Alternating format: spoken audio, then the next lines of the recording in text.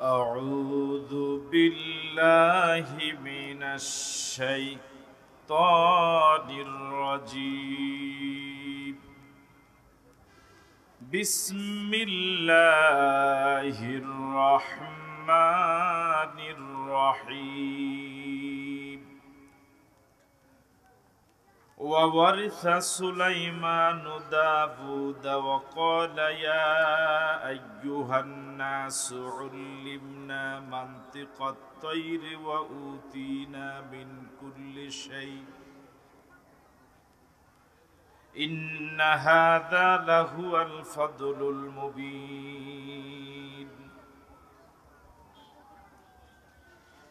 وحشر لسليمان جنوده من الجن والإنس والطير فهم يوزعون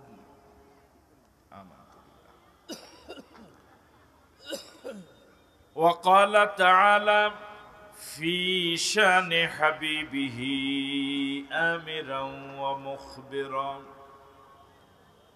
إن الله وملائكته يصلون على النبي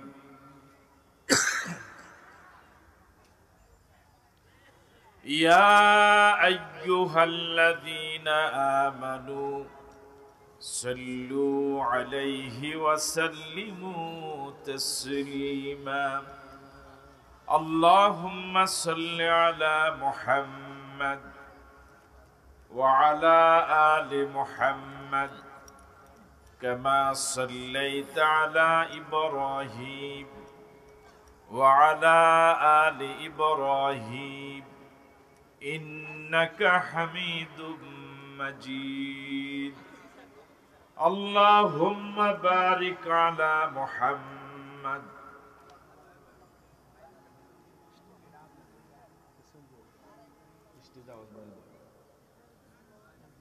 كما باركت على إبراهيم وعلى آل إبراهيم إنك حميد مجيد অভিভাবক মণ্ডলী কেরাম আইম্মাই মাসাজিদ প্রিয় যুবক বন্ধুরা স্নেহাস্পদ ছাত্র বন্ধুরা ব্যবসায়ী ভাইরা পর্দার অন্তরালে শ্রবণরতা শ্রদ্ধা মা এবং বোনেরা আসসালামু আলাইকুম ওয়া রাহমাতুল্লাহি ওয়া বারাকাতুহু আমি সকলকে সালাম দিয়েছিলাম আসসালামু আলাইকুম ওয়া রাহমাতুল্লাহি ওয়া বারাকাতুহু আপনারা সকলে কেমন আছেন আমরা সে মালিকের দরবারে শুকরগুজার হচ্ছি যে মালিক দয়া করে মেহেরবানি করে আমাদেরকে সুস্থতার নেয়ামত দিলেন আজকের এই সুন্দর আয়োজনে দুনিয়ার শত ব্যস্ততার পরেও এই জান্নাতের বাগানে শরীক হওয়ার তৌফিকটুকুন যে মহান মনিব দিলেন সে মনিবের দরবারে মনিবের শিখানো ভাষায় মনিবের দেওয়া জবান ব্যবহার করে সকলে মিলে সমস্বরে পড়ি আলহামদুলিল্লাহ। এত অধিক সংখ্যক মানুষ রব্বে কারীমের শুকর আমরা ঠিক সেভাবে আদায় করতে পারিনি, এটা বড় দুঃখজনক। আজকের মাহফিল শুধু যুবক যারা, শুধু যুবকেরা বলো তো আলহামদুলিল্লাহ। এবার যুবক বুড়া সকলে মিলে একসাথে পড়ি আলহামদুলিল্লাহ। রাসূল করিম সাল্লাল্লাহু আলাইহি ওয়াসাল্লামের প্রতি দরুদ, যিনি আমাদের প্রিয় নবী, সর্বকালের সর্বযুগের সর্বশ্রেষ্ঠ নবী, যার আগমনে পৃথিবী ধন্য হলো, এ ধরা পরিপূর্ণ হলো, পথ হারা মানুষগুলো সঠিক পথের দিশা পেল। যে রাসূল আজ থেকে প্রায় ১৫০০ বছর আগে একটি অনুন্নত সমাজ এবং রাষ্ট্রকে পৃথিবীর শ্রেষ্ঠ সমাজ এবং রাষ্ট্র বিনির্মাণ করতে পেরেছিলেন। ঘোষণা করেছিলেন খায়রুল কুরুনি করনি, যে সমাজে সকল প্রকার অপরাধগুলো বন্ধ হয়ে গিয়েছিল। সে রাসূলের প্রতি আমরা সকলেই পড়ছি সাল্লাল্লাহু আলাইহি ওয়াসাল্লাম। শুহাদায়ে কেরামদের আত্মার মাগফিরাত কামনা করছি। দ্বীনের জন্য যারা জীবন দিলেন, মাজলুম হলেন, পৃথিবীর বিভিন্ন অঞ্চলে বিভিন্ন সময়ে যারা কবরে গেলেন, বিশেষ করে ফিলিস্তিনের জমিনে যে সকল নারী, পুরুষ, শিশু, কিশোর, বৃদ্ধ জালেম ইসরায়েলিদের বর্বরোচিত হামলায় অন্ধকার কবরে চলে গেলেন, মালিকের কাছে ফরিয়াদ করি, মালিক তুমি তাদের সকলকে শহীদ হিসেবে কবুল করো। 52 সনে ভাষার জন্য যারা জীবন দিলেন, 71 সনের স্বাধীনতার জন্য যারা জীবন দিলেন, জাতির সূর্য সন্তান বীর মুক্তিযোদ্ধা ঈমান নিয়ে যারা কবরে গেলেন, আল্লাহ রাব্বুল আলামিন তাদেরকে শহীদ হিসেবে কবুল করুক। ছেলেটাকে এতবার বললাম যে স্টেজে আওয়াজ দাও, ও মোবাইল চালায়।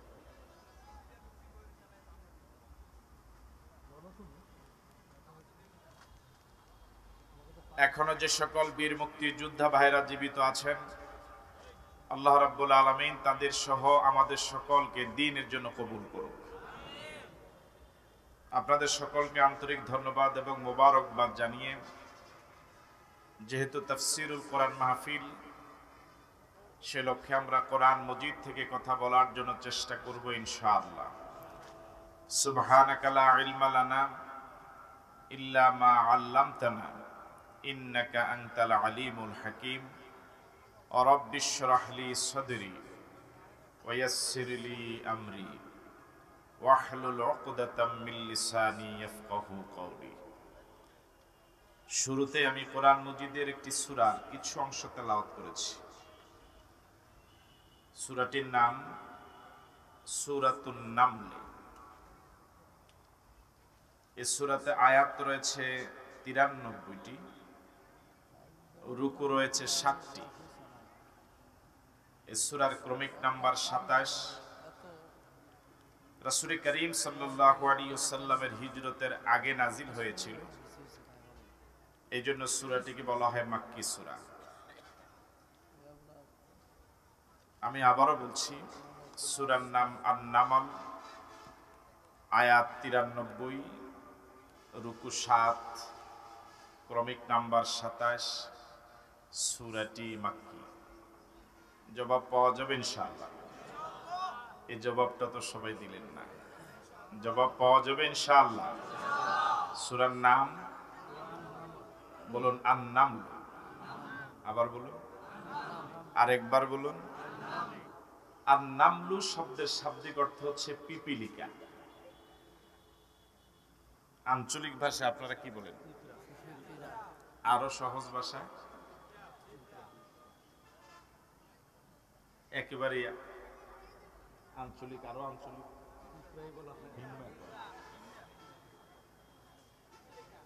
পিপিলিকা, পিঁপড়া। আল্লাহ রাব্বুল আলামিন এই কোরআন মজিদে পিঁপড়ার নামে সূরা নাজিল করেছেন, মাকড়সার নামে সূরা নাজিল করেছেন, গাভীর নামে সূরা নাজিল করেছেন, হাতির নামে সূরা নাজিল করেছেন। সুবহানাল্লাহ।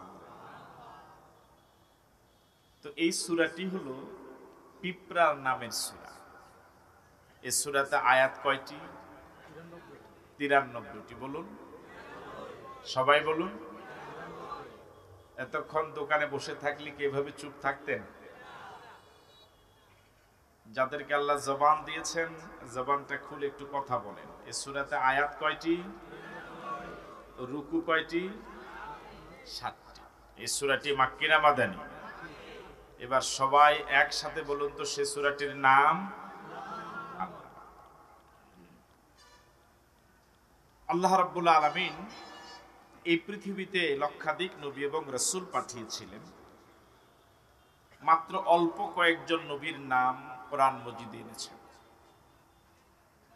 যে কয়েকজন নবীর নাম কোরআন মজিদে এসেছে, এর মাঝে একজন হলেন হযরত দাউদ আলাইহিস সালাম, আর একজন হলেন হযরত সুলাইমান আলাইহিস সালাম। হযরত দাউদ আলাইহিস সালাম তিনিও নবী ছিলেন, তার পরবর্তী উত্তরাধিকার হযরত সুলাইমান আলাইহিস সালাম তিনিও রাসূল ছিলেন। বাবাও নবী, ছেলেও।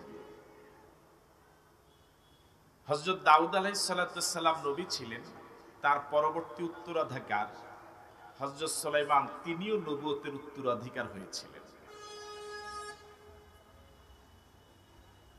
দ্বিতীয় ব্যাখ্যা, হযরত দাউদ আলাইহিস সালাম তিনিও রাষ্ট্রপ্রধান ছিলেন, পরবর্তীতে হযরত সুলাইমান আলাইহিস সালামও সেই রাষ্ট্রের উত্তরাধিকার হয়ে তিনিও রাষ্ট্রপ্রধান হয়েছিলেন। পৃথিবীতে বহু পরিবার এমন আছে, বাবাও নবী, ছেলেও নবী। নবী ছাড়াও পৃথিবীতে এরকম অসংখ্য পরিবার আছে, বাবাও ভালো মানুষ, ছেলেও ভালো মানুষ। আবার এরকম অসংখ্য পরিবারও পৃথিবীতে আছে, বাবাও চোর, ছেলেও চোর। এরকম আছে না নাই? এদের সংখ্যা কম না বেশি? আরো জোরে বলেন। দেখেন এদিকে কিছু জিন্দা উলি বসা, ভালো মানুষ। গোটা পরিবার অপরাধী, এরকম পরিবারও তো পৃথিবীতে আছে। এমনকি অবাক করা কথা, এরকম বহু পরিবার সমাজে আছে যে একসাথে স্বামী, স্ত্রী, ছেলে, মেয়ে সকলে মিলে মাদক ব্যবসা করে। আছে? গোটা পরিবার অপরাধী, গোটা পরিবার অন্যায় কাজে জড়িত। এরকম একটা না দুইটা না, অসংখ্য পরিবার পৃথিবীতে আছে। ঠিক আছে কথা? আমরা হযরত সুলাইমান আলাইহিস সালামের কথাই শুনব। আল্লাহ রাব্বুল আলামিন বলেন, ওয়া ওয়ারিসা সুলাইমানু দাউদা ওয়া ক্বালা ইয়া আইয়ুহান নাসু উল্লিমনা মানতিকাত তায়রি ওয়া উতিনা মিন কুল্লি শাই। হযরত সুলাইমান আলাইহিস সালাম দাউদ নবীর উত্তরাধিকার হলেন। হযরত সুলাইমান উত্তরাধিকার হয়ে রাষ্ট্রের রাষ্ট্রপ্রধান হয়ে তিনি জনতার উদ্দেশ্যে একটা ভাষণ দিয়েছিলেন। সকলকে লক্ষ্য করে একটা গুরুত্বপূর্ণ কথা বলেছিলেন। সে কথাটা রব্বুল আলামিন এখানে উল্লেখ করলেন। ওয়াকালা, দেশ পরিচালক হয়ে রাষ্ট্রপ্রধানের দায়িত্ব পেয়ে হযরত সুলাইমান আলাইহিস সালাম গোটা দেশবাসীকে লক্ষ্য করে বললেন, ইয়া আইয়ুহান নাস, ও মানব সমাজ, ও মানব মণ্ডলী, উল্লিমনা মানতিকাত তায়রি, আমার প্রতি আমার মালিক এমন দয়া করেছেন, আকাশের উড়ন্ত পক্ষীগুলির কথাও আমি বুঝি। আরো জোরে করে সুবহানাল্লাহ। উল্লিমনা মানতিকাত তায়র, আকাশের পাখিগুলোর কথাও আমি বুঝি। আমাকে এই পাখিদের কথার জ্ঞান শেখানো হয়েছে। পৃথিবীতে এরকম আর কয়জন আছেন যিনি পাখিদের কথা বুঝেন? আমরা যারা মানুষ, আমরা তো ভিন্ন ভাষী মানুষের কথা বুঝি না। আর হযরত সুলাইমান পাখিদের কথা বুঝেন। এই জ্ঞান তাকে যিনি দিলেন তিনি কে? আরো জোরে বলেন কে? সব জ্ঞানের একমাত্র মালিক কে? ওয়া উতিনা মিন কুল্লি শাইইন, একটা দেশ চালাবার জন্য যত যোগ্যতা দরকার, একটা রাষ্ট্র পরিচালনা করার জন্য যত ধরনের জ্ঞান এবং বুদ্ধি বিবেচনা দরকার, ওয়া উতিনা মিন কুল্লি শাইইন, এর কোনটাই মালিক বাদ দেয় নাই, সব আমাকে শিখিয়েছে। সুবহানাল্লাহ। একটা দেশ চালাতে যা প্রয়োজন সব আমাকে দেওয়া হয়েছে। দিয়েছেন কে? আরো জোরে বলেন। তাহলে দেশ চালাবার এই সিস্টেম শরীয়তে আছে। কথা বলে না কেন? আপনারা কি বিরক্ত হচ্ছেন এরকম? দেখছেন এগুলো মনে হয় কথা বলে না। দেশ চালাবার এই বিষয়গুলো শরীয়তে আছে না নাই? আছে। নবীরা কি দেশ চালাইছিলেন? হযরত সুলাইমান কি রাষ্ট্রপ্রধান ছিলেন না? ইন্না হাযা লাহুয়াল ফাদলুল মুবিন। পাখিদের কথা বোঝা, দেশ পরিচালনার সব জ্ঞান আমাকে দেওয়া, রাষ্ট্রপ্রধান হিসাবে উত্তরাধিকার হওয়া, এটা আমার নিজস্ব কোনো কৃতিত্ব নয়, বরং ইন্না হাযা লাহুয়াল ফাদলুল মুবিন, এটা আমার প্রতি আমার রবের স্পষ্ট বড় দয়া। জোরে বলেন আল্লাহু আকবার। ওয়াহশিরা লিসুলাইমানা জুনুদুহু মিনাল জিন্নি ওয়াল ইনসি ওয়াত তায়রি ফাহুম ইউজাউন। একদিনের ঘটনা, রাষ্ট্রপ্রধান হওয়ার পরে, জাতির উদ্দেশ্যে ভাষণ দেওয়ার পরে, ভাষণের একটা সামান্য অংশ আল্লাহ রাব্বুল আলামিন এখানে উল্লেখ করলেন। হযরত সুলাইমান রাষ্ট্র পরিচালনার জন্য যত বাহিনী ছিল, তার সব বাহিনীকে একটা মাঠে একত্রিত করা হলো। ওয়াহশিরা লিসুলাইমানা জুনুদুহু মিনাল জিন্নি ওয়াল ইনস ওয়াত তায়র। এই পৃথিবীতে বর্তমানে যত রাষ্ট্রপ্রধান আছে, যত দেশ আছে, সব দেশের বাহিনী হলো মানুষ। সেনাবাহিনী হোক, পুলিশ বাহিনী হোক, বিজিবি হোক, র্যাব হোক, পৃথিবীর অন্যান্য দেশে যত বাহিনী যে নামে পরিচিত, সব মানুষের মধ্য থেকে। ঠিক নয় কি? পৃথিবীর কোন রাষ্ট্রে কোন রাষ্ট্রপ্রধানের জিন সেনাবাহিনী আছে? কথা বলেন কেন? আপনাকে আমার কথা বুঝতেছেন? বর্তমান পৃথিবীতে এমন একটা রাষ্ট্র পাওয়া যাবে না, এমন একজন রাষ্ট্রপ্রধানের নাম বলা যাবে না যে রাষ্ট্রের এবং রাষ্ট্রপ্রধানের জিন তার কথা শুনে জিন সে দেশের সেনাবাহিনীর দায়িত্ব পালন করে। আকাশের উড়ন্ত পাখিগুলো ওই রাষ্ট্রের রাষ্ট্রপ্রধানের অধীনে কর্মচারী। এরকম কোন রাষ্ট্র বর্তমান পৃথিবীতে অস্তিত্ব খুঁজে পাওয়া যাবে না। যাবে? ব্যতিক্রম হযরত সুলাইমান। ব্যতিক্রম হযরত সুলাইমান রাষ্ট্র পরিচালনার জন্য যত বাহিনী প্রয়োজন ছিল, সব বাহিনী বর্তমানের মতো শুধু মানব জাতির মধ্য থেকে নয়, বরং তার রাষ্ট্রের বাহিনীর মাঝে জিনও ছিল, পাখিও ছিল। আসতে বলেন আল্লাহু আকবার। আরো জোরে বলেন আল্লাহু আকবার। ওয়াহশিরা লিসুলাইমানা জুনুদুহু মিনাল জিন্নি ওয়াল ইনসি ওয়াত তায়র। হযরত সুলাইমানের যত সেনাবাহিনী ছিল, চাই সে মানুষ হোক, চাই সে জিন হোক, চাই সে পাখি হোক, সব বাহিনীগুলোকে একটা খোলা মাঠে একদিন একত্রিত করা হলো। তবে ফাহুম ইউজাউন, এই বিভিন্ন ধরনের বাহিনীগুলোকে এক জায়গায় একসাথে করা হয় নাই, বরং জিন আলাদা, মানুষ আলাদা, পাখি আলাদা। কথা কি বুঝে দিলাম? এই পৃথিবীতে সব বাহিনীর ভিতরে সবচেয়ে বেশি নিয়ম শৃঙ্খলা, ঠিক নয় কি? সেনাবাহিনীর শৃঙ্খলা অনেক চমৎকার। সেনাবাহিনীর গোটা জীবনটা অত্যন্ত সুচারু কর্মসূচিতে পরিচালিত হয়। সারা পৃথিবীর সব সেনাবাহিনীর জীবন অনেক পরিমাপ, অনেক পরিপাটি, অনেক চমৎকার, অনেক সুন্দর, অনেক পরিমার্জিত। নিয়ম শৃঙ্খলা যদি শিখতে হয়, পৃথিবীর বাহিনীগুলো থেকে শেখা লাগবে। হযরত সুলাইমানের জন্য যে এক ময়দানে বাহিনীগুলোকে একত্রিত করা হলো, মানুষের ভিতরে জিন ঢুকে নাই, জিনের ভিতরে পাখি ঢুকে নাই, বরং ফাহুম ইউজাউন, জিনের কাতারে জিন, মানুষের কাতারে মানুষ, পাখির কাতারে পাখি। আল্লাহু আকবার বলুন। ইসলাম শৃঙ্খলাবোধ শিখায়। যে ইসলাম মানুষকে শৃঙ্খলিত হতে শিখায়, বর্তমান পৃথিবীর অধিকাংশ মুসলমানই উশৃঙ্খল। কথা বলেন। দুইটার খাওয়া চারটা। হ্যাঁ, আর বক্তা যারা, আমাদের তো খাওয়ারও কোনো রুটিন নেই, ঘুমেরও কোনো রুটিন নেই। কথাটি হয়নি, গোটা জীবনটা আমাদের শৃঙ্খলিত।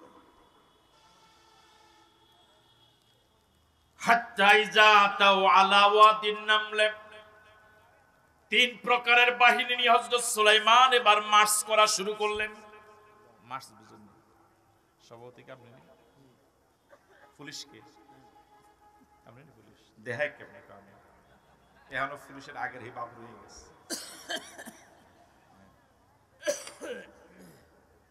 হাত্তা ইজা আতাও আলা ওয়াদিন নামলে, হযরত সুলাইমান রাষ্ট্রপ্রধান তিন প্রকারের, তিন প্রজাতির, তিন জাতির বাহিনীগুলো নিয়ে এবার তিনি ময়দানে তার দেশে এবার মার্চ করা শুরু করলেন, এবার চলা শুরু করলেন। যেতে যেতে এমন একটা উপত্যকায় আসলেন যে উপত্যকায় শুধু পিপিলিকা আর পিপিলিকা। সুবহানাল্লাহ। হাত্তা ইজা আতাও আলা ওয়াদিন নামলে, বিশাল বাহিনী নিয়ে সুলাইমান যেতে যেতে যখন পিপিলিকা অধ্যুষিত জনপদে, পিপিলিকা অধ্যুষিত এলাকায় আসলেন, এবার বলুন তো হযরত সুলাইমান এখন কোন এলাকায়? আর আসতে বলুন। قالت نملة يا أيها النمل ادخلوا مساكنكم। পিপিলিকাদের জীবন শৃঙ্খলিত জীবন, পিপিলিকাদের মাঝেও নেতা আছে। একজন নেতা যেদিকে যায় বাকি পিপিলিকাগুলো সেদিকে যায়। কখনো কি দেখেছেন এটা? পিপিলিকা কখনো লাইন ছাড়া আলাদা চলে না, নেতার কমান্ড মেনে চলে। হাত্তা ইজা তাওয়ালা ওয়াদিন নামলে,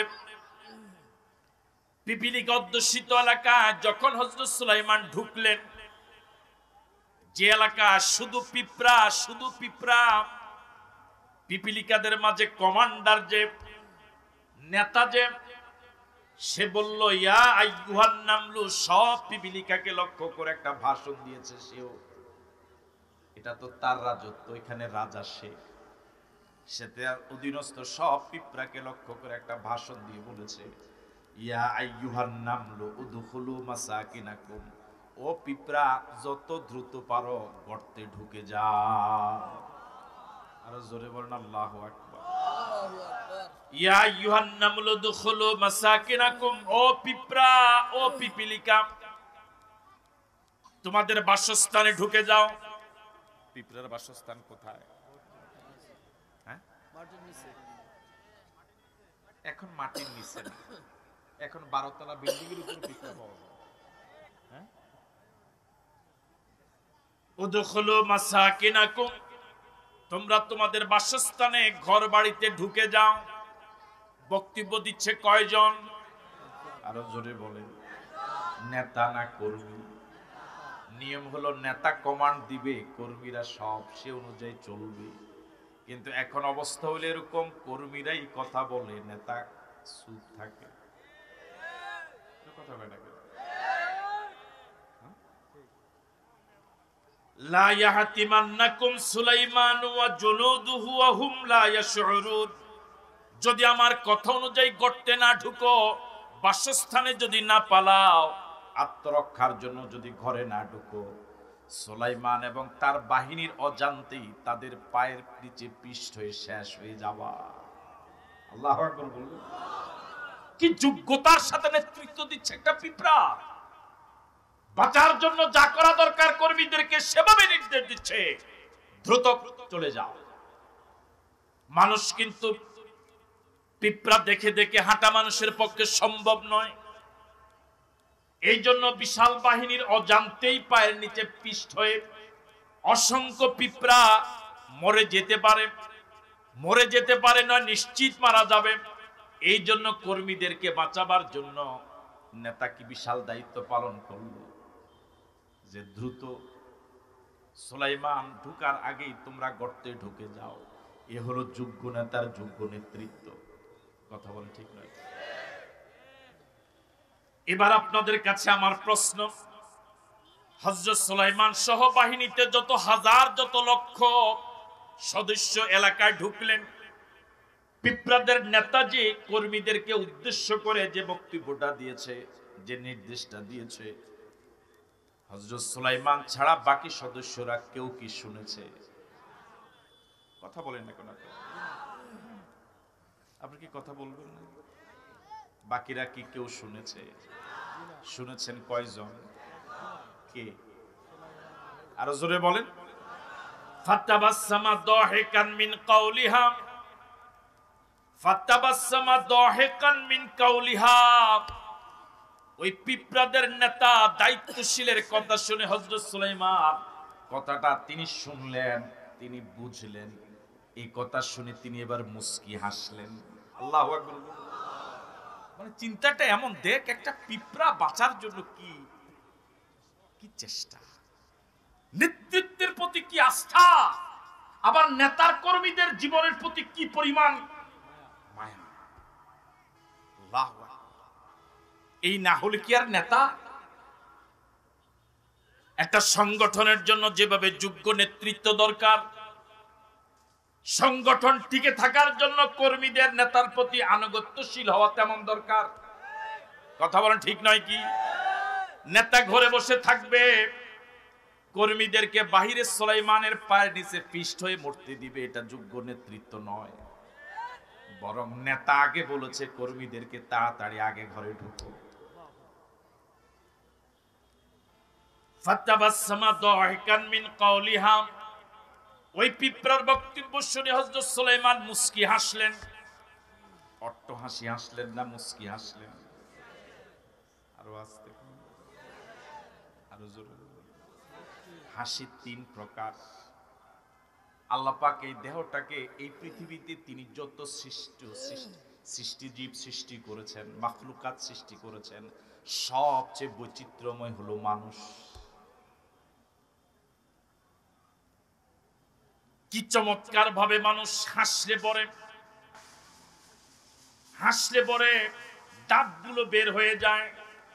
এই হাসিটা যারা দেখে তাদের মাঝে প্রভাব পড়ে, কি চমৎকার ভাবে তাদের মন পুলকিত হয়ে যায়। হাসির তিন প্রকার। একটা হলো তাবাসসুম, দ্বিতীয় হলো দেহাক, তৃতীয় হলো কাহকা। মুস্কি হাসি মানে ঠোঁট একটু ফাঁক হবে, দাঁতগুলো একটু বের হবে, আওয়াজ হবে না। দেহেক মানে হালকা একটু আওয়াজ হবে, আওয়াজ হবে না, মুখটা আরেকটু কি হবে, দাঁতগুলো আরেকটু বেশি খুলে যাবে। তৃতীয় হলো কাহকা মানে অট্ট হাসি, আওয়াজ হবে।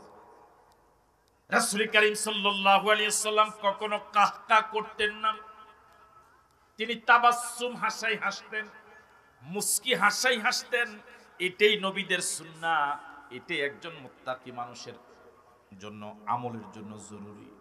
কিন্তু এখন বর্তমানে আমরা মুস্কি হাসি জানি না, বরং অট্ট হাসি ছাড়া হাসি এটা হতে পারে এটা বুঝি না। এমনকি ওয়াজ মাহফিলগুলোতে, যে ওয়াজ মাহফিলগুলোতে মানুষ ভাবগাম্ভীর্যপূর্ণ পরিবেশে থাকবে, পরকালমুখী হবে, আল্লাহমুখী হবে, নবীমুখী হবে, নিজের গুনার কথা মনে আসবে, নিজের বিগত অপরাধগুলোর কথা স্মরণ হবে, মাথাটা যার নত হয়ে যাবে, ভবিষ্যতের জন্য কঠিন সিদ্ধান্ত নেবে। এই জাতীয় মাহফিলগুলোর আয়োজন মানুষ এই জন্যই কষ্ট করে করে, মাসের পর মাস কষ্ট করে।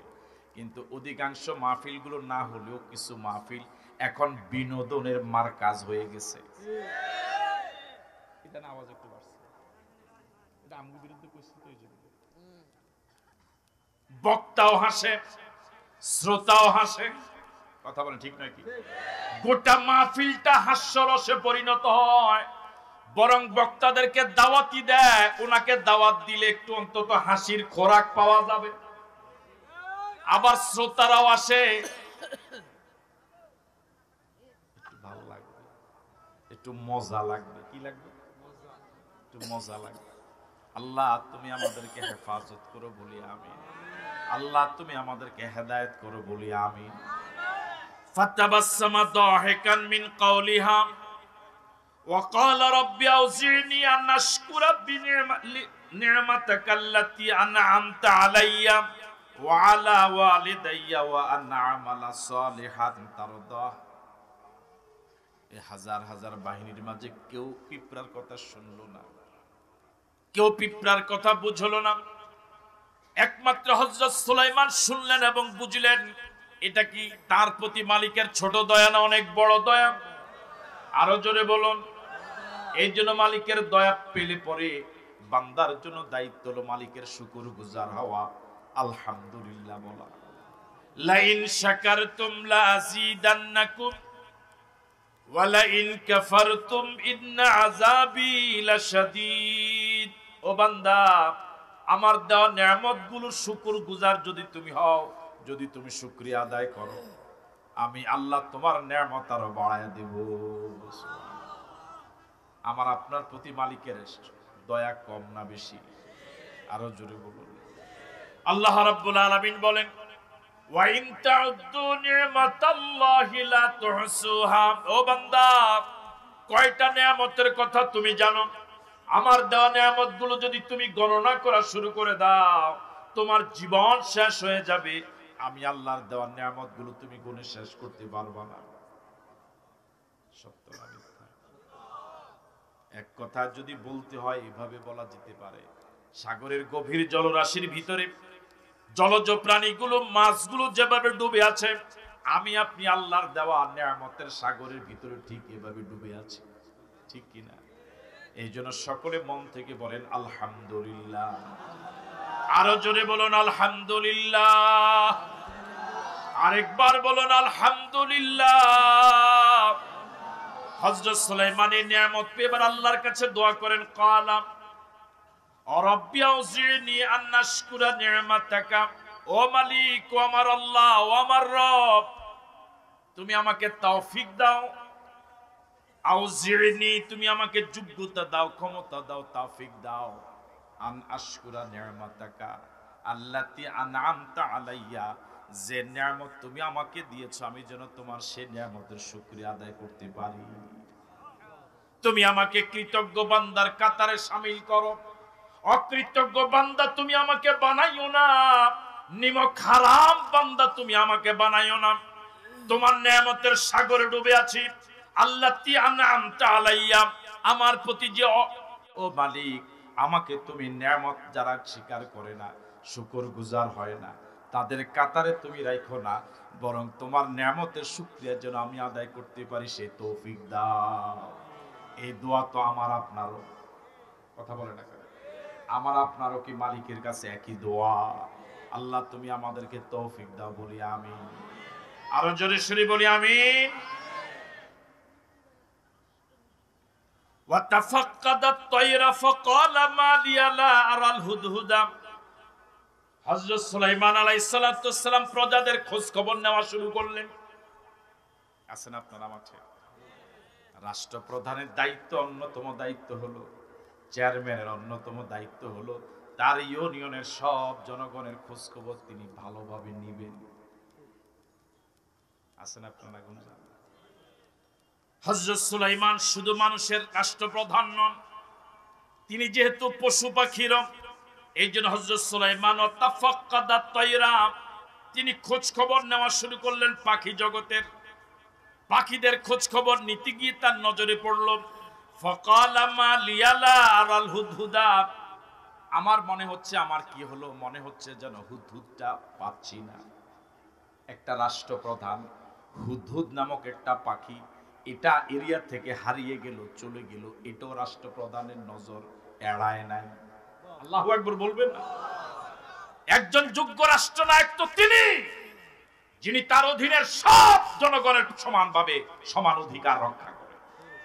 শুধু নিজের দলীয় লোক নয়, এদেশের নাগরিক হলে পরে সবার খোঁজ খবর তিনি নিবেন, বিপদে পাশে দাঁড়াবেন, অসুস্থ হলে পরে তিনি নিজে তার চিকিৎসার খরচ চালাবেন। হযরত সুলাইমান রাষ্ট্রপ্রধান, পাখিদের খবর নিতে তিনি ভুলে যান নাই। আমাদের প্রিয় নবী মুহাম্মদুর রাসূলুল্লাহ সাল্লাল্লাহু আলাইহি ওয়াসাল্লাম, তিনিও তো রাষ্ট্রপ্রধান ছিলেন। ছিলেন কি ছিলেন? সবাই তো বলেন নাই। আমাদের রাসূল কি রাষ্ট্রপ্রধান ছিলেন? কি দিয়ে দেশ চালাইছিলেন? রাসূল যে দেশটা চালিয়েছিলেন ওই দেশে কোনো অপরাধ ছিল, চুরি ডাকাতি ছিল? বিশ্বাস করুন, শুধু ওয়াজ দিয়া সমাজ পরিবর্তন করা কখনোই যাবে না। শুধু ওয়াজ দিয়া সমাজকে, রাষ্ট্রকে অপরাধ মুক্ত করা কখনোই সম্ভব নয়। সমাজ এবং রাষ্ট্রকে অপরাধ মুক্ত করার জন্য কোরআন মজিদের আইন লাগবে, ঠিক নয় কি? আল্লাহর নবী বিরতিহীন ভাবে 13 বছর ওয়াজ করেছেন মক্কায়। রাসূলের কথাগুলো তখন মক্কার লোকেরা আইন হিসাবে মেনে নেয় নাই, রাসূলকে রাষ্ট্রপ্রধান হিসাবে মেনে নেয় নাই। মক্কার জীবনটা 13 বছর ওয়াজ করার পর অপরাধ মুক্ত হয় নাই। যে না মাত্র মদিনায় গেলেন, রাষ্ট্রপ্রধান হলেন, কোরআন দিয়ে দেশ চালাল, রাসূল যা বলে তাই আইন হয়ে যায়। চুরি বন্ধ হয়ে গেল, ডাকাতি বন্ধ হলো, জেনা ব্যভিচার, সন্ত্রাস, মাস্তানি, চাঁদাবাজি, টিজিং, ডাইল, গাঁজা, হিরোইন, মাদক সব বন্ধ হয়ে মদিনা এমন জান্নাতি পরিবেশ তৈরি হয়ে গেল। রাসূল বলেছেন, খায়রুল কুরুনি কারনি, আমার পরিচালিত রাষ্ট্র পৃথিবীর শ্রেষ্ঠ রাষ্ট্র। আল্লাহু আকবার। রাসূল যে কোরআন দিয়ে দেশ চালিয়েছিলেন সেই কোরআন এখন আছে না নাই? আগের মতোই কি আছে? কথা বলেন, আগের মতোই কি আছে? কিন্তু কোরআনের আইন শুধু কোরআনের ভিতরেই আছে, সমাজে আরো জোরে বলেন আছে? যদি কোরআন দিয়ে সমাজ চলতো, এই কোরআনের একটা আইন শুধু যাকাত ভিত্তিক অর্থ ব্যবস্থা যদি বাংলার জমিনে চালু হতো, আমার আপনার প্রিয় জন্মভূমি বাংলাদেশ, এই বাংলাদেশ যদি শুধু যাকাত ভিত্তিক অর্থ ব্যবস্থা, যে অর্থ ব্যবস্থা দিয়েছেন মালিক রব্বে কারীম কোরআন মজিদে, এই কোরআন দিয়ে যদি শুধুমাত্র যাকাত ভিত্তিক অর্থ ব্যবস্থা না রাষ্ট্রে চালু হয়ে যেত, আমার ভাইরা সর্বোচ্চ 5 থেকে 10 বছরের ব্যবধানে বাংলাদেশে যাকাত খাওয়ার মতো কোন লোক তালাশ করে পাওয়া যেত না। বিশ্বাস হয়? আমরা কি চাই আমাদের দেশ এই কোরআন দিয়ে চলুক? সবাই চাই? কারা কারা চাই দুহাত তুলে দেখায়।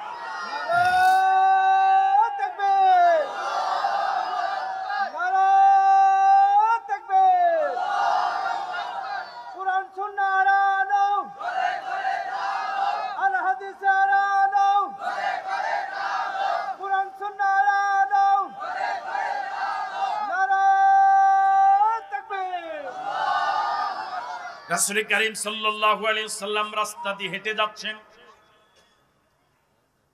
একটা উট এসে, অসুস্থ উট, জীর্ণ শীর্ণ উট, আল্লাহর নবীর কাছে এসে আল্লাহর নবীর কাছে কি যেন বললেন। আল্লাহু আকবার। কি নবীর উম্মত আমরা হলাম, কি নবী আল্লাহ পাক আমাদেরকে দিলেন। আল্লাহ নবী উটের মালিককে ডাকলেন, কিছুক্ষণ পর উটের মালিককে পাওয়া গেল। আল্লাহ নবী জিজ্ঞেস করলেন, এই উটের মালিককে? ওই লোকটা বললেন, ইয়া রাসূলুল্লাহ, এই উটের মালিক তো আমি।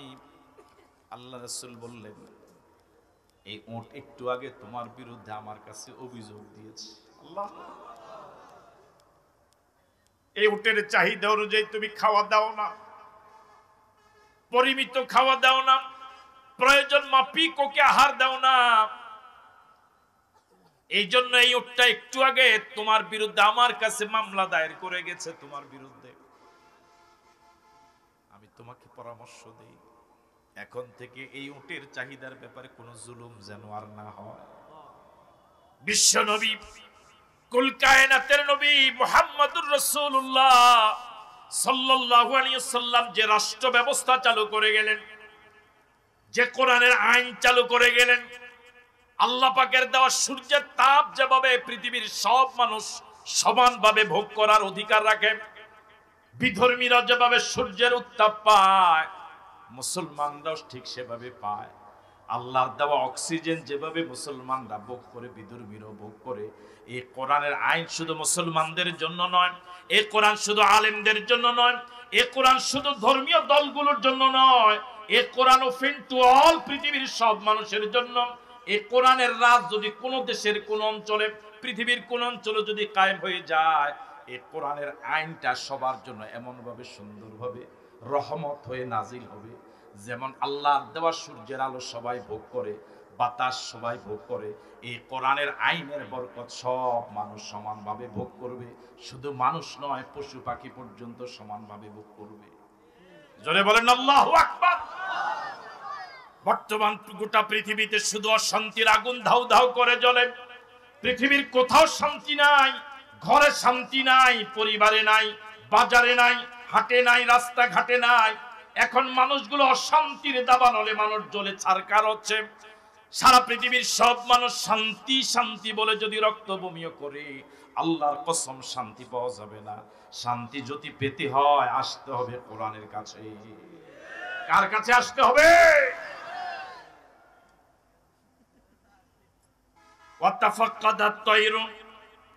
হযরত সুলাইমান পাখিদেরকে খোঁজ খবর নেওয়া শুরু করলেন। আল্লাহু আকবার। একটা রাষ্ট্রপ্রধান পাখিদের খোঁজ খবর নিত, তিনি এই দায়িত্ব ভুলে যান নাই। এটাই হলো রাষ্ট্রপ্রধানের দায়িত্ব। তার অধীনস্থ সব কর্মচারী তিনি খোঁজ খবর নিবেন।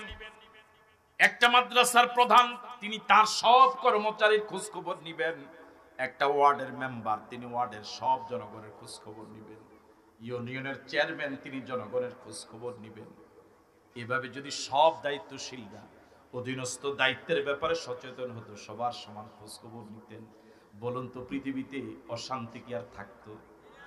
আরো জোরে বলে থাকতো? পাখিদের খোঁজ নেওয়া শুরু করলেন। ফাকালা, খোঁজ নিতে গিয়ে তিনি দেখেন একটা পাখি নাই, নাম হুদহুদ।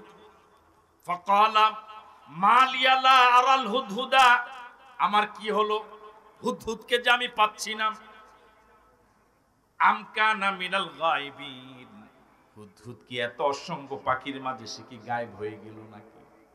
একটা রাষ্ট্রপ্রধানের নজর থেকে একটা ছোট্ট হুদহুদ পাখিও হারিয়ে যায় না, নজরের আড়ালে যায় না। এই যদি রাষ্ট্রপ্রধান এমন যদি বর্তমান পৃথিবীর মানুষ পেত, গোটা পৃথিবীর অশান্তি দূর হয়ে যেত। জোরে বলেন ঠিক নয় কি? হযরত ওমর ফারুক রাদিয়াল্লাহু তাআলা আনহু, নাম শুনেছেন? রাগী মানুষ না নরম মানুষ? আরো জোরে বলেন। হযরত ওমর তো প্রচন্ড রাগী। যে রাস্তা দিয়ে ওমর হাঁটতেন ওই রাস্তা দিয়ে ইবলিস হাঁটতো না। আল্লাহু আকবার। প্রচন্ড সাহসী ওমর, প্রচন্ড সাহসী ওমর। হযরত ওমর ফারুক যখন কালিমা পড়লেন, কালিমা পড়ার পরে আল্লাহ নবীকে প্রশ্ন করলেন, ইয়া রাসূলুল্লাহ, আপনি কি সত্য নবী নন? রাসূল বললেন, হ্যাঁ। ইসলাম কি সত্য ধর্ম নয়? রাসূল বললেন, হ্যাঁ। হযরত ওমর বলেন, আপনি যদি সত্য নবী হন, ইসলাম যদি সত্য ধর্ম হয়, এখন থেকে আর গোপন ইবাদত নয়, আল্লাহর ইবাদত হবে দিনের আলোতে প্রকাশ্যে বাইতুল্লাহর সামনে। আল্লাহু আকবার। আল্লাহ নবী যখন সাহাবায়ে কেরামকে হিজরতের অর্ডার করলেন, আল্লাহ নবী বললেন, তোমরা যে যেভাবে পারো মক্কা ছেড়ে মদিনায় হিজরত করে যাও, আমি সবার শেষে যাব। সব সাহাবায়ে কেরাম হিজরত করলেন রাতের আধারে। একমাত্র ওমর, শুধুমাত্র ওমর, কেবলমাত্র ওমর রাতের আধারে হিজরতের জন্য বের হন নাই। দিনের বেলা বের হলেন, হাতে খোলা তলোয়ার, এক জ্বালাময়ী বক্তব্য দিলেন, বিবৃতি দিলেন। মক্কার জালেমদেরকে ঘোষণা করলেন, আমি খাত্তাবের ছেলে ওমর হিজরতের জন্য মদিনা রওনা হয়েছি। কেউ যদি চায় তার স্ত্রীকে বিধবা বানাতে, কেউ যদি চায় তার সন্তানকে তীব বানাতে, সেজন্য আমি ওমরের সামনে এসে হাজির হয়।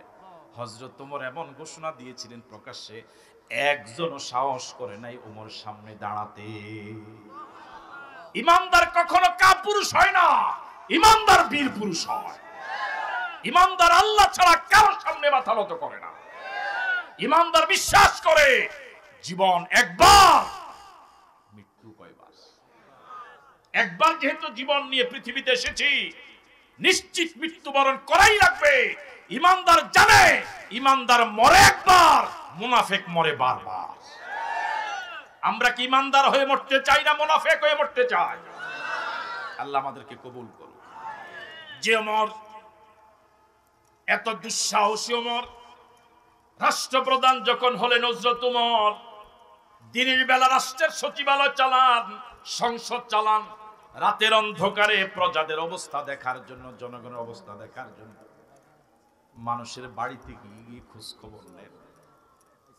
কবে এমন একটা সোনালী সমাজ পাবো, কবে এমন একটা সোনালী সমাজ পাবো যে সোনালী সমাজে নেতারা, দায়িত্বশীলেরা কর্মীদের বাড়িতে বাড়িতে গিয়ে এভাবে খোঁজ খবর নিবে। হযরত ওমর রাতের বেলা যখন বের হলেন জনগণের অবস্থা জানার জন্য, কিছু দূর যাওয়ার পরে দেখেন একটা পুরুষ বাড়ির আঙ্গিনায় ছটপট করে পায়চারি করে একবার এদিকে যায় আবার ওদিকে যায়। লোকটা বড় পেরেশান হয়ে রান হয়ে গেলেন। রাতের গভীর অন্ধকারে হযরত ওমর তার পাশে গিয়ে দাঁড়ালেন। হযরত ওমর তার তথ্য জানলেন, জিজ্ঞেস করলেন, ভাই এমন করেন কেন?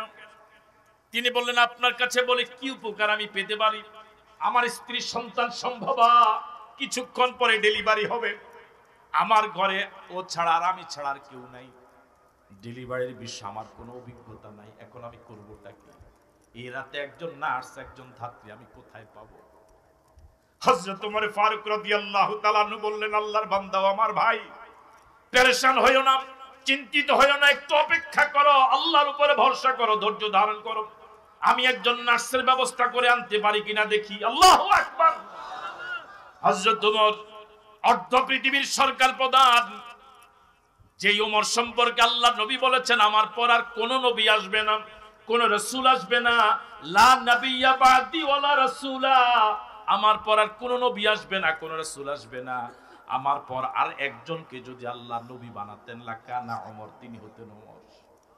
ওমর চলে গেলেন ঘরে, নিজের স্ত্রীকে জাগালেন, ফার্স্ট লেডি হযরত ওমর ফারুক রাদিয়াল্লাহু তাআলা আনহু নিজের স্ত্রীকে নিয়ে আসলেন দ্রুত। এই বাড়ির ঘরের ভিতরে পাঠিয়ে দিলেন। পুরুষকে বললেন, আপনি এই জায়গায় দাঁড়ান, আমি আর আপনি কথা বলি। এই নার্সকে, ধাত্রীকে আপনি ঘরের ভিতরে যাওয়ার অনুমতি দেন। হযরত ওমর ফারুক রাদিয়াল্লাহু তাআলা আনহু তার স্ত্রীকে ঘরের ভিতরে পাঠালেন। কিছুক্ষণ পর হযরত ওমর স্ত্রী আসলেন, এসে বললেন, খলিফাতুল মুসলিমিন, আপনার বন্ধুকে শুভ সংবাদ দিন, তার সন্তান দুনিয়াতে এসেছে।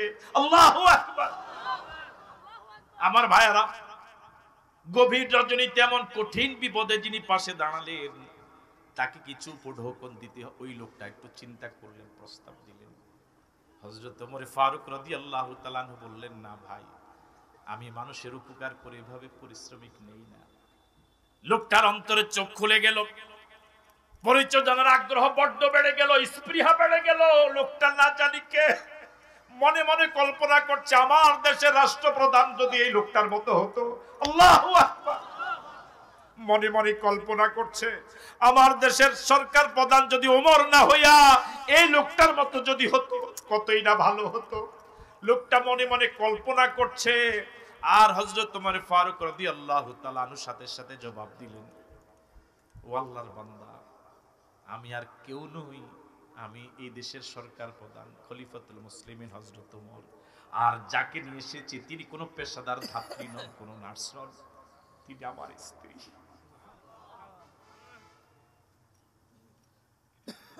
আমরা মুসলমানরা দিশেহারা, আমরা মুসলমানরা পথহারা, যাদের নেতৃত্বে চললে পরে অপরাধ বন্ধ হয়ে গরিব মানুষগুলো তাদের অধিকার ফিরে পাবে, পৃথিবীর প্রত্যেকটা মানুষ তার ন্যায্য অধিকার ফিরে পাবে।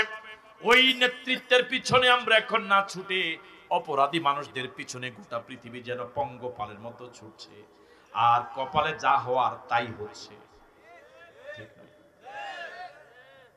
কোরআনের রাত যদি সমাজে কায়েম হয়ে যায়, বিশ্বাস করুন, কোন মানুষ আঙ্গুল ফুলে কলা গাছ হতে পারবে না। দুর্নীতি বন্ধ হয়ে যাবে, মানুষগুলো সমতার ভিত্তিতে চলাচলের সুযোগ পাবে, সব মানুষ তার ন্যায্য অধিকার বুঝবে। আপনি কি কল্পনা করছেন?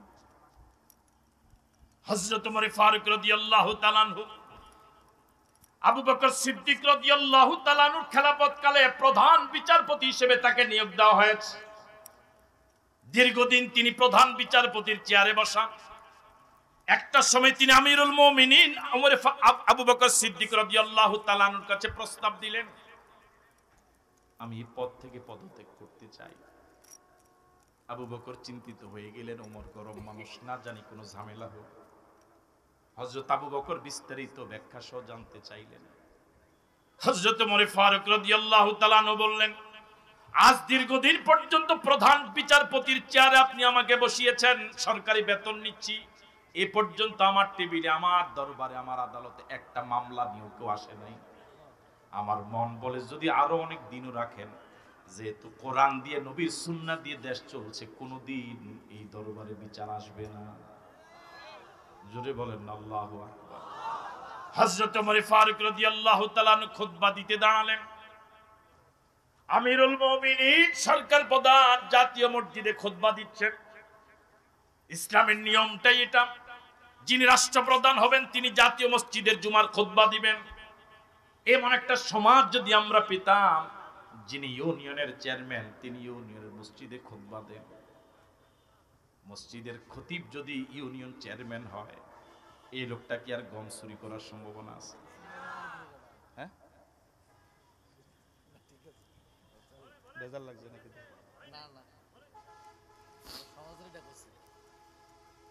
আপনারা তো লগে থাকেন না, আমরা তো স্টেজে বই জায়গা মতো আমরা থাকেন বালা কাজে থাকি।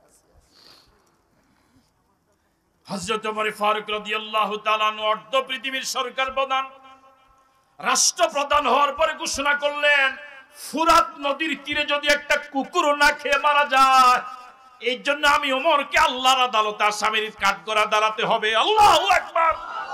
আর এখন গোটা পৃথিবীতে হাজার হাজার মানুষ, কত গরিব মানুষ সংসার চলে না, কত গরিব ছেলে লেখাপড়া করেছে চাকরি পায় না, কত গরিব মানুষ অসুস্থ হয়ে মারাত্মক আক্রান্ত হয়ে বিছানায় শুয়ে আছে, একটা ট্যাবলেট কিনে খাওয়ার পয়সাও পায় না।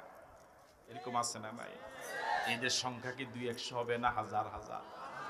কত মানুষ জুলুমের শিকার, কত মা বাবা বৃদ্ধ বয়সের সন্তানদের কাছে জুলুমের শিকার। সন্তান এখন মা বাবাকে খাওয়ায় না, মা বাবাকে বৃদ্ধাশ্রমে পাঠায়া দেয়। আমার ভাইয়েরা, সব মানুষ কম বেশ কোনো না কোনো জুলুমের শিকার। আর হযরত ওমর আজ থেকে প্রায় 1500 বছর আগে বললেন, আমি ওমরের শাসন আমলে ফুরাত নদীর তীরে যদি একটা কুকুর না খেয়ে মারা যায়, সেজন্য আমি ওমরকে আল্লাহর আদালতে দাঁড়াতে হবে আসামির কাঠগড়া। আর এখন হাজার হাজার কোটি টাকা পৃথিবীর আমার ভাইরা দুর্নীতিবাজরা গরিবের টাকা মেরে দেয়, কোনো জবাবদিহিতা লাগে না। কথা বলে ঠিক নয়? হযরত ওমর জুমার খুতবা দিতে দাঁড়ালেন মসজিদে নববীতে। আমার ভাইরা, মসজিদ থেকে একজন সাধারণ মুসল্লি দাঁড়িয়ে বললেন, ইয়া খলিফাতুল মুসলিমিন, খুতবা দাও একটু সময়ের জন্য বন্ধ করেন। একটা প্রশ্নের জবাব যতক্ষণ না দিবেন ততক্ষণ আপনার খুতবা শুনবো না, আপনার পিছনে নামাজও পড়বো না। এখন কোন মেম্বারের সামনে এরকম কথা বলার সাহস কি কারো আছে? আছে তো অনেকের জবাব দেয়। কথা বলেন, এরকম আছে কারো? জোরে বলেন। হযরত ওমর ফারুক রাদিয়াল্লাহু তাআলা আনহু খুতবা বন্ধ করলেন। জনতার আদালতে আসামির কাঠগড়ায় দাঁড়িয়ে আছেন হযরত ওমর, অর্ধ পৃথিবীর সরকার প্রধান। একটু কল্পনা করেন, অন্তরের চোখ দিয়ে দৃশ্যটা একটু দেখেন, কানের মনের কান দিয়ে একটু ঘটনাটা শুনেন। হযরত ওমর ফারুক রাদিয়াল্লাহু তাআলা আনহু আসামির কাঠগড়ায় দাঁড়ানো। ওই লোকটা তার অভিযোগ পেশ করা শুরু করলেন জনতার সামনে। বললেন, ইয়া খলিফাতুল মুসলিমিন, কিছুদিন আগে বাইতুল মাল থেকে, অর্থ মন্ত্রণালয় থেকে, সরকারি কোষাগার থেকে দেশের সব জনগণের জন্য একটা করে জামার কাপড় বরাদ্দ দেওয়া হয়েছিল। আমিও জনগণ হিসেবে একটা জামার কাপড় পেয়েছিলাম। আপনিও তো এলাকার একজনই মাত্র জনপ্রতিনিধি, আপনিও তো একটা জামার কাপড়ই পাওয়ার কথা। আজকে যে লম্বা নতুন জুব্বাটা আপনি গায়ে দিয়ে এসেছেন, এটা নিশ্চয়ই একটা কাপড় দিয়ে, ওই যে অংশ আমাদেরকে দিয়েছেন এই এক অংশ দিয়ে বানানো সম্ভব হয় নাই। এটা নিশ্চয়ই বানাতে 2টা অংশ লেগেছে। আমাদেরকে দিয়েছেন একটা অংশ, আপনি কেন 2টা অংশ নিলেন? এর জবাব যতক্ষণ না পাবো খুতবা শুনব। আল্লাহ। হযরত ওমর দাঁড়িয়ে আছেন। হযরত ওমর ফারুক রাদিয়াল্লাহু তাআলা আনহু ছেলেকে ডাক দিলেন, তার ছেলে আব্দুল্লাহ, তুমি কি মসজিদে আছো? আব্দুল্লাহ দাঁড়ালেন, লাব্বাইক ওয়া সাদাইক। হযরত ওমর ফারুক বললেন, আপনার এই প্রশ্নের জবাব আমার ছেলে সঠিক বলতে পারবে। আমার ছেলেকে যদি আপনি অনুমতি দেন, সে আপনার প্রশ্নের জবাবটা দিতে চায়। অনুমতি পাওয়া গেল। তিনি এবার জবান খুললেন, তিনি ধন্যবাদ দিলেন। আপনাকে ধন্যবাদ জানাই, মোবারকবাদ জানাই। আমার বাবাকে সঠিক পথে পরিচালিত করার জন্য আপনারা যে ভূমিকা নিলেন, এই ভূমিকার জন্য পরিবারের পক্ষ থেকে আপনাকে ধন্যবাদ। আল্লাহু আকবার। আপনাদের মতো এরকম প্রতিবাদী জনতা থাকলে রাষ্ট্রপ্রধানেরা কখনো বাঁকা পথে চলার সাহস পাবে না। এবার বললেন, জবাব শুনুন। কিছুদিন আগে আপনারা যেভাবে একটা করে জামার কাপড় পেয়েছিলেন, আমার আব্বু একটাই কাপড় পেয়েছিল, আমি একটা কাপড়ে পেয়েছিলাম। আমার আব্বার আর্থিক অবস্থা এত দুর্বল ছিল, বিগত দিন আমার বাবার মাত্র একটা জামা ছিল। গোটা সপ্তাহ বাবা ওই জামাটা গায়ে দিয়ে রাষ্ট্র চালান, সচিবালয় চালান, সংসদ চালান, ইমামতি চালান, জনগণের দুয়ারে দুয়ারে যায়। শুক্রবার সকাল হলে পরে বাবা ওই জামাটা ধুয়ে দেয়, আর জোহরের আগে, জুমার আগে জামাটা অনেক সময় শুকায় না। এই আধা শুকানো জামাটা গায়ে দিয়ে বাবা জুমার খুতবা দিতে আসে। আমি ছেলে হিসেবে এই দৃশ্য দেখে বড্ড কষ্ট পেয়েছিলাম, কিন্তু আমার আর্থিক অবস্থা এমন ছিল না যে বাবাকে একটা জামা কাপড় কিনে দিতে পারি। দুঃখ করা ছাড়া কিছুই আমার করার ছিল না। আপনি যেভাবে একটা করে জামার কাপড় পেয়েছিলেন, আমিও একটা কাপড় পেয়েছিলাম। বাবার সে দুঃখে দুঃখী হয়ে বিগত দিনে কিছু করতে না পারার কারণে যে কাপড়টা আজ পেলাম, এই কাপড়টাকে দিয়ে বাবাকে সহযোগিতা করার নিজের দায়িত্ব বলে মনে করলাম। আমার অংশের জামার কাপড়টা আমার বাবাকে আমি উপহার দিলাম। আমি জামা বানাই নাই, আমি জামা না বানিয়ে আমার অংশটা বাবাকে উপহার দিয়ে বাবার প্রাপ্ত অংশ এবং আমার পক্ষ থেকে উপহার পাওয়া, এই দুই অংশ মিলে আজ নতুন যে জুব্বাটা বাবার গায়ে দেখছেন, বাবা দুইজন এই দুই অংশ দিয়ে বাবা জামাটা বানিয়েছে। আমার ভাইরা, যখন ছেলে কথা বলছিলেন, গোটা মসজিদে নববী নিথর হয়ে গেল, নিস্তব্ধ হয়ে গেল। সাহাবায়ে কেরাম রিদওয়ানুল্লাহি তাআলা আলাইহিম আজমাইনের দু চোখ পানির যেন ঝর্ণা ঝরছে, সাগর বয়ে যাচ্ছে, দাঁড়ি ভিজে যাচ্ছে। গোটা মসজিদে নববীর পরিবেশটা কেন ভিন্ন রকম হয়ে গেল? এই যদি রাষ্ট্রপ্রধান হয়, এই যদি প্রতিবাদী জনগণ হয়, এই যদি রাষ্ট্রপ্রধানের ছেলের চরিত্র হয়, এই দেশে কি আর অন্যায় আচরণ হওয়ার সম্ভাবনা আছে? আমরা কি এরকম একটা রাষ্ট্র চাই? এরকম একটা পৃথিবীকে আমরা চাই? তাহলে গোলামি করা লাগবে কার? আইন মানা লাগবে কার? আল্লাহ ছাড়া কারো কাছে মাথা নত করা যাবে না। রাজি আছি? কারা কারা রাজি? দু হাত তুলে দেখায়।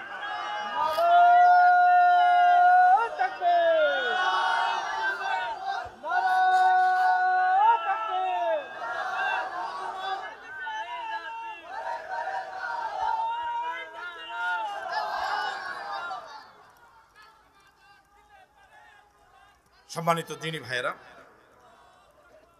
আমার পরে আরো দুইজন আলোচক রয়েছেন। এখনই আলোচনা করবেন আপনাদের সুপরিচিত আলেমে দ্বীন, এই জনপদেরই কৃতি সন্তান হযরত মাওলানা গোলাম মাওলা ফারুকী। এরপরে আজকের প্রধান মেহমান, বরেণ্য আলেমে দ্বীন, আপনাদের অত্যন্ত প্রিয় ব্যক্তিত্ব হযরত মাওলানা ডক্টর আবুল কালাম আজাদ বাশার সাহেব আলোচনা করবেন। যেহেতু রাত দীর্ঘ সময় পর্যন্ত আলোচনা করার সুযোগ নেই, এই জন্য আমি আমার আলোচনা এখানে শেষ করতে যাচ্ছি। আমার কথা মনে কষ্ট পান নাই তো? আপনাদের জন্য দোয়া করি।